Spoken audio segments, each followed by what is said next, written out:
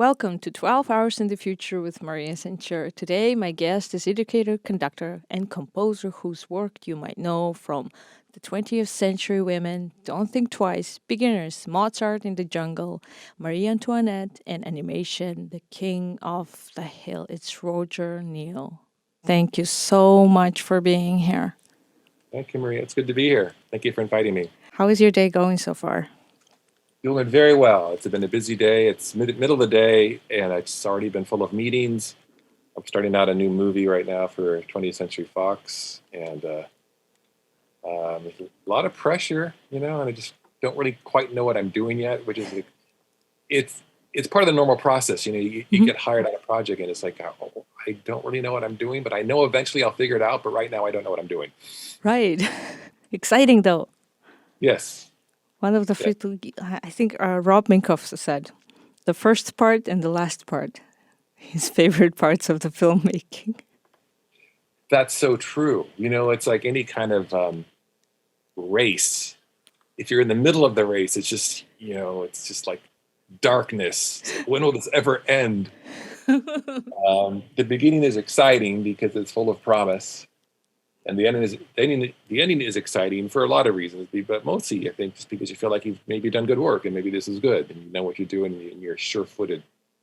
So I'm at the beginning, Right. and this project, this film, is going to take all summer, so it's going to be um, pretty intense for the next few months. So I'm doubly grateful for this because you're taking time in the middle of your hectic days and so many meetings for doing this. Thank you so much. Oh, you're welcome. It's a pleasure, and it's an excuse to take a break. So it's all good. I would like to start in the beginning. Question is, what made you fall in love with what you do? Was it a film score, or maybe a classical piece of music, or a pop song? How did you fall in love with music composing? Wow. Take us Well, back. it's a lot. It's a lot of ways to answer that question, but Right. um, I think I have to start with a back to the beginning kind of story. Like, Hmm. back when I was a child musician. So I think as a kid, I just was always really, really struck by music. I just found it overwhelming, Hmm. and I have childhood memories of just hearing like music perform for the first time, for example, and just being pretty carried away with like how powerful it was. So I feel like I always was going to be a musician. It just kind of felt inevitable. Um, and as a kid musician, and then as a student, I was sort of struck. I was stuck between a bunch of different worlds. And maybe you can relate to this yourself. But on one hand, I was really into classical music. I played in Hmm. orchestras. I played classical piano. I can conducting and all that things of that nature. But also all through my teen years and later on, I was like in bands, and I played like in punk bands, and loved that. And playing guitar is one of my favorite things to do.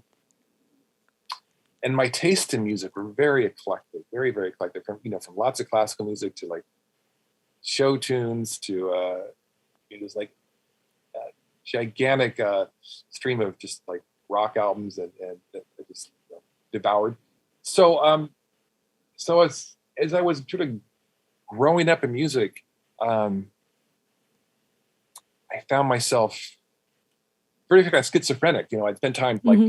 playing Beethoven, and I'd spend time playing the Clash, and I'd spend time like working out guitar solos. I'd spend some time, trying to learn jazz piano, like all this kind of stuff.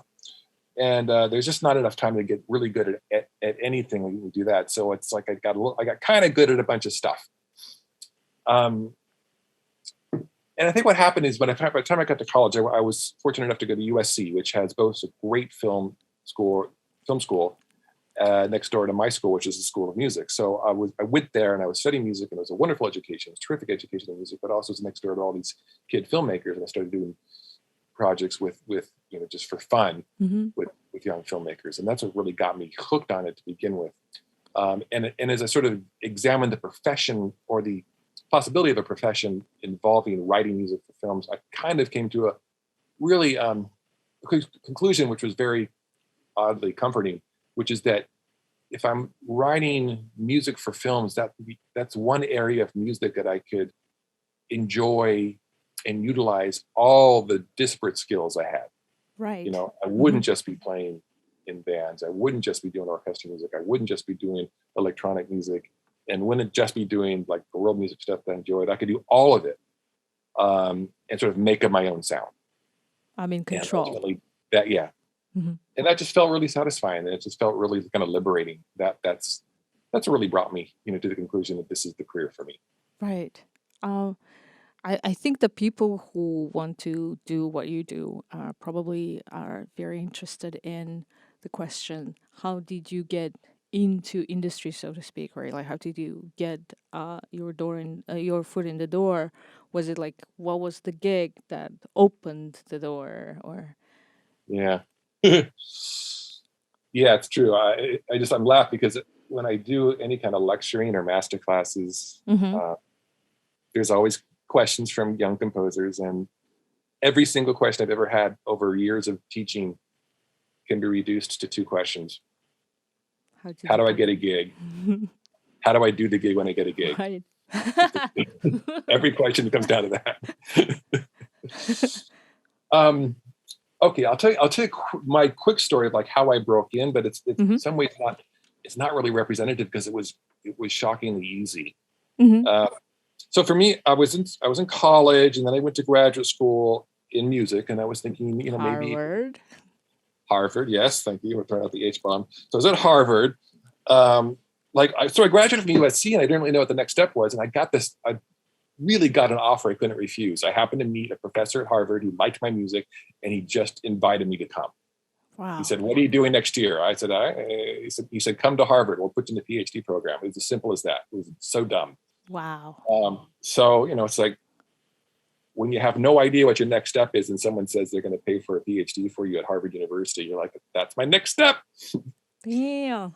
So that's where I found myself at Harvard studying music. It's a very academic department, Mm-hmm. and most people who go through that program end up being professors of music, and that may Right. have been my journey. But even when I was there, I was still scoring music, scoring films, and doing lots of stuff. I was really doing all sorts of different kinds of things, not just film. But my first feature film I scored by an old friend of mine from USC had made a film after his graduation, a feature-length, low-budget film, asked me if I would write the score for it. I wrote it and recorded it with an orchestra made up of Harvard students in a dining hall at Harvard. That was my first film score. Sweet memory. Yeah, it's a good one. And I really didn't take it too seriously, Mm-hmm. but it was okay. It was okay score. Then around that time, I heard about, this is my breaking into Hollywood story. Mm-hmm. Around that time, I heard about a fellowship program that was being offered by BMI, the royalties organization, BMI. Right. BMI and ASCAP, they both have really great programs for nurturing young Mm-hmm. talent. There's this one new fellowship called the Pete Carpenter Fellowship in Film Scoring, and it was designed to bring young composers to Hollywood who were not inclined to be in Hollywood otherwise, and give them a taste of the profession Mm-hmm. by introducing young composers to veterans and going to some scoring sessions and going to classes in film scoring, things of that nature. So I applied for this Pete Carpenter Fellowship, and I presented a piece of music from this score. I recorded it in the dining hall, Right. and I won. I won this award. Wow. Yeah, exactly. Wow. In fact, I was the first one to win this award. It ended up being an awards program. I think it's still in existence. Mm-hmm. And I won this award, and brought me back to Los Angeles from Cambridge. I was at Harvard, so I came out, spent 6 weeks in Los Angeles working with a bunch of composers, great names. Michael Kamen, Quincy Jones. I met Mark Mothersbaugh of Devo, who remains a friend. And the program itself, this fellowship, Pete Carpenter Fellowship, was financed and endowed by a very successful TV composer, Mike Post, Mm-hmm. in honor of his recently deceased partner, Pete Carpenter. So it was really Mike Post who I was working with during this 6-week period. Mm-hmm. He took a shine to me, Mike did. And at that time, he was the busiest TV composer in the business. And I think to this day, may be considered the most successful TV composer of all time. Right. He took a shine to me and he said, "What are you doing when you graduate?" And I said, "I don't know." And he said, "Well, come work for me." Hmm. He had no idea what my skill sets were. He just kind of liked me, and I think he liked the idea of having a Harvard PhD on his staff. It amused him, so he offered me a job, not knowing what I do. So I took the job, graduated, got my PhD. A few months later, came to LA. And when he got to know me a little bit better over a few days, he was delighted to find out that I played guitar real well, and I was really like a rock and roll guy. I wasn't just Hmm. like some kind of like academic composer. He's Right. like, "Oh, this guy really has some skills I can use." So that it's like, this is going to work. And what happened specifically, and I'll wrap this up here, is I'm working for him sort of in the studio, kind of helping him out, like kind of like doing some computer stuff for him and Mhm. this and that. And Mike was offered a TV series, like an sort of a jokey action TV series. It was really bad. He didn't want to score it, but his friend was the producer. So he basically handed off this TV series to me and another guy in his stable named Danny Lux, who Danny is also now a very veteran, very successful TV composer. But at that time, he was 18 years old. Mhm. So Danny and I were given this TV series to score. Mhm. This is early 90s. And this series was called Silk Stockings. It was not good, but it was amusing. And so we're scoring this TV series. This is 2 weeks after I arrived in LA. So here's what happened. I get to LA, start working with this guy. He hands me a TV series. And 2 weeks after I get into town, I'm scoring a network TV series with my name on it. Wow. Me and Danny. That's how I broke in. Wow. Like you're probably the first, like very one of the very few people who have like, you know, without just going school, finish work, bam. Wow. I Well, wanted. Mhm. not every step of my career has been that effortless, but it Oh yeah, of was course. Yeah, of course. I'm fairly sure. effortless, Hmm. like getting those first jobs. So it's a fun story, but it's not necessarily a useful story for anybody else. So it's hard to replicate, what happened for me. It just kind of everything fell in place. Cool. I wanted to talk about the PhD while we're on the subject. Mm. Uh, I hear you walked across Africa to study African music. My jaw dropped when I heard this. And why walking? And can you tell us about that experience? Uh, well, I had a backpack on. Right, Trying of to course. walk. Sometimes I hitchhiked, and it wasn't all Africa. It was just parts of it. But it's more or less true. Hmm. Yeah, it's funny. So as I mentioned, this Pete Carpenter Fellowship, Hmm. and it was part of a number of things I did when I was at Harvard as a graduate student. I started to realize, wow, this Harvard graduate student thing is like it's a great credential. And every time almost every time I'd apply for a fellowship of some sort, I'd get it Hmm. just because of that. I Right. realized, they just, it's like the people who are giving this money away, they see that. It's like, oh, we'll give it to the Harvard guy. It's, it was, I think that might have been of a particular time and era, but that was the case. So for example, I got a fellowship by the West German government to study music and language in Berlin one summer. Hmm. Uh, not because I was particularly qualified. I just applied and I got it. And then I got this other award to study a certain type of East African music called Tarab music, which is based on the Swahili coast Hmm. of Kenya and Tanzania and the island of Zanzibar. So Right. I received this fellowship, packed up a backpack and went to Mombasa and started meeting people and writing and doing interviews and learning about this music. And it was wonderful. Several months, and I came back the next year and went to Botswana and Namibia and did more research. Wow. And I would love to say it ended up being super important to my musical Mhm. development, but mostly it was just fun. It was the thing I did. Yeah, once you once said that once you started working professionally, you realized that you had all the skills you needed when you were 17. I wanted to ask, like, why did you say that? And do you still think that? And what would be the advice for high schoolers who are 17 now and who want to do what you do? I, it was kind of a glib statement, but I still stand by it a bit. Hmm. That I had the skills to do this career by the time I was 17. I acquired more confidence, of Right. course, Hmm. after that date, Naturally. Hmm. and that's what I needed to continue with my journey, is the confidence. And I think because I was so in awe of the heroes that had laid the path before me, in film scoring and in rock music and in classical music, I like knew how great the greats were. Maybe my education made me appreciate them even more because I really knew like what was going on.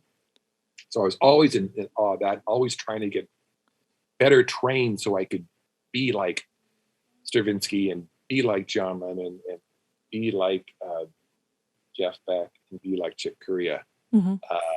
I never got close to any of them, but I kept trying. But in hindsight, yes, when I started writing, I realized, oh, it's just about kind of like putting chords together and writing a great melody and producing something and just making music that's beautiful and communicates. Right. And it's interesting, like even today, Maria, when I hear music, sometimes it strikes me. I realize in some ways how simple other people's approach are. Like Hmm. my idea about I knew everything at 17 is maybe a fairly universal thing. Like for example, last night I went to a concert for a wonderful Icelandic composer, Oliver Arnolds, who is kind of a ambient kind of trance techno classical musician, and Hmm. his music is really lovely and really beautiful, but it's also shockingly simple, like so simple. And I anybody could play what he does, really, if you have just basic skills, but he does it just so exquisitely. So it's not that he is technically great. Hmm. He just has extremely good taste, I think. Hmm. Extremely good judgment and knowledge of like what's going to work. So for someone like him and someone like me, it comes down to trusting your instincts, trusting the skills you already have, not the skills you don't have. Trusting like where you already are. What can you do now with whatever skills you have to create something that is meaningful? Hmm. Uh, and that's what I mean. That I Right. had skills when I was 17. I was a pretty precocious musician. Played pretty well by the time I was 17. A number of different instruments. And I really could have stopped my training right then if I could see the future and know where those skills would take me. I could have stopped my formal training then. But I didn't, and thankfully I didn't because I enjoyed all those years of training. Hmm. But it was really just a matter of sort of trusting um, the abilities and the sensibilities that I was born with. Hmm. So you would still advise 17-year-olds to go to school, or what would be your advice? I guess I would just advise them to follow the path that seems most meaningful Right. to them. Hmm. Um, but also, I do advise this whenever I talk to people: is don't wait for somebody else to tell you you're ready, and don't wait for somebody else to open a door for you. Hmm. It's your own door that opens. Just try to find a way to make music. If you're not creating music, if it's music is your goal, create music. Hmm. And the one thing that getting too much formal training can do, if I'm going to make any caution about the formal training, is don't let your training get in the way of making music.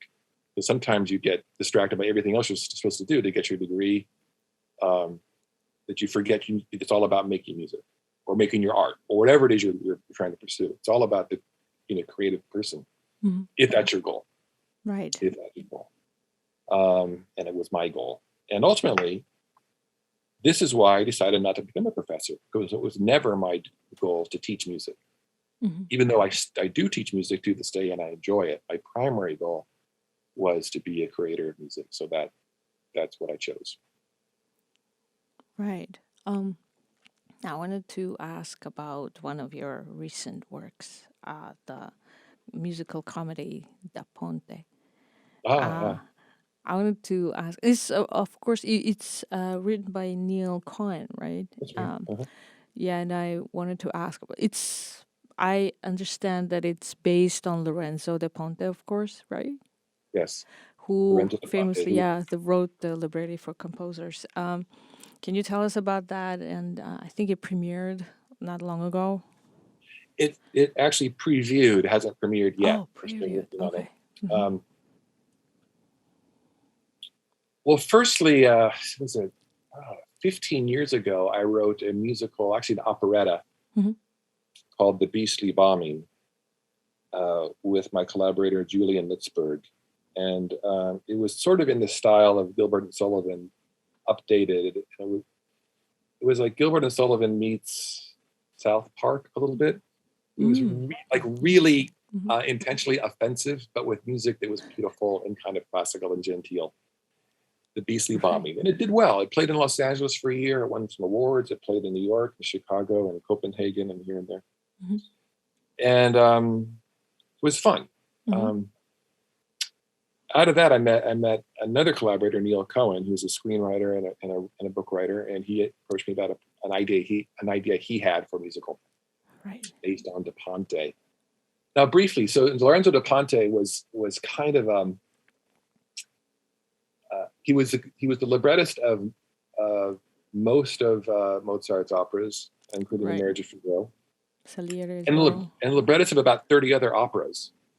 And but he had a very disreputable reputation, and he was doing great in Vienna while he was doing that, but then eventually he fell out of favor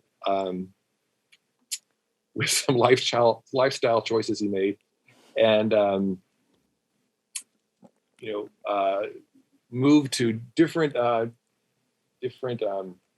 countries, and tried to reassert his career, and always sort of like one step ahead of the authorities who were trying to track him down. And he ends up uh, in the last decades of his life in New Jersey, Right. which Grocery seems crazy. store, right? The guy Yeah. who wrote Mozart's operas ends up running the store in New Jersey, and meeting a bunch of early American writers and personalities, Hmm. and that was the material for our play. Right. The premise. Hmm. Yeah. Hmm. But we decided to tell it in a way. This is mostly Neil's choice. What is Neil's choice? It's really broadly comedic. It's almost like a Marx Brothers sort of style of just like a fun romp. So Right. the music that I've written is mostly both my own music, which is in the style uh, the time of Mozart and later, but also adapting music from that time with new lyrics um, from Mozart and other composers, and sort of mixing it all together. And that's Wow. the show. Are you intimidated by that? To be honest, Touching. no. Like copying Mozart actually seems much easier than Right. copying, I don't know, Jerry Goldsmith. I don't know. Like, what if we're ever trying to copy this? I don't know. Like, it's I'm not. It's a good question, but I'm not intimidated because I know what I'm doing when I Hmm. do that. Like Hmm. this movie I'm writing at right now, I don't know what I'm doing. I don't know what the sound is, but with De Ponte, I know what I'm doing, so I'm more sure-footed. I really want to ask about your project right now that you're working on, but I feel like you probably can't tell me because it's just 2 weeks in. Well, um, I'll tell you a bit. Um, I don't. Unfortunately, the name of the movie keeps changing. Right, sure. It started out as Darby Harper Wants You to Know. Okay. And now the working title, I think, is Ghost Party. Hmm. Neither title is really hitting it well, but it's about a teenage girl, Hmm. Darby Harper, Hmm. and she can see dead people. It's a comedy, and Hmm. she acts as kind of like a life coach Hmm. to dead people, helping them sort of transition into the afterlife. That's her career. And she has a frenemy at high school who ends up dying, and now the frenemy comes back, and hijinks ensue. So that's Hmm. the premise. Right. That's the premise. So the And movie is shot already. yes, it's all shot, and now the filmmakers are cutting it, and I'm trying Post to write the music production. now. And so at this phase, this is what makes it a little daunting for me right now. At this phase in the production, I'm trying to come up with a concept for the score that is cohesive. It sounds like a sound that is works for all the moments in the movie that need to be addressed. It's something that's unique to this movie, and that it's fun, and that can help tell the stories. Hmm. That's a tricky thing because we have like her music, which is kind of like a post-punk kind of sound, which is cool, which I'm very comfortable doing. Then there's sort of comedic, scary moments, Hmm. which are sort of like little Danny Elfman-esque and Beetlejuice-like, and that kind of music works for those moments in the movie. But I have to find some way to tie it all together and make it sound like it's all coming from the same musical score. Right. That's the tricky part. Hmm. I'm like very fascinated about the communication between the director and the composer because I don't, as a someone who graduated classical piano school myself, we feel like my classmates and I, when we talk to each other, we sort of like feel like we have our own language when we talk about music to each other, right? And I feel like it's so hard to communicate what we want to say without playing it to someone who doesn't have a musical education. So my question is like, how do you communicate with your director so well that in the end the score is so amazing, and how they like tell you like do they like, I don't know, like sound like this, or how do you, it's like so fascinating for me. That's a good question. Um, let's see. So, earlier I was talking about the questions that I receive at lectures. How do I get a gig, and how do I do the gig? How do I do the gig when I get the gig? So this is about the second question that you're asking. How do I do the gig when I get the gig? Um, Filmmaking is a very collaborative thing.